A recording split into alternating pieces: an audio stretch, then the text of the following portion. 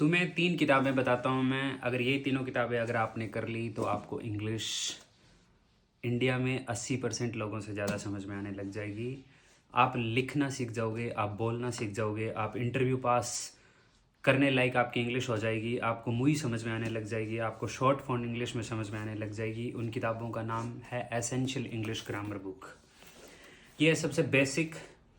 उसको करने में आपको मैक्स टू मैक्स लगेगा 1.5 मंथ, मैक्स टू मैक्स। अगर आप एकदम zero, max to max 1.5 month.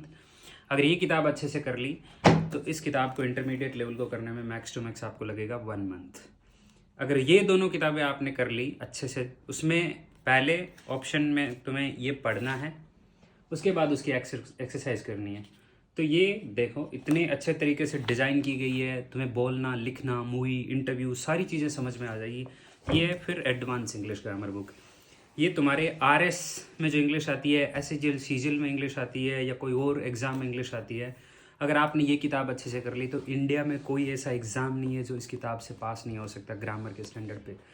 तो इन तीनों किताबों को पढ़ने के लिए मैक्स टू मैक्स 3 मंथ में सिलेबस डिज़ाइन करना है। इन किताबों में सब कुछ दिया गया है, तुम्हें स्ट्रैटेजी बनानी नहीं है।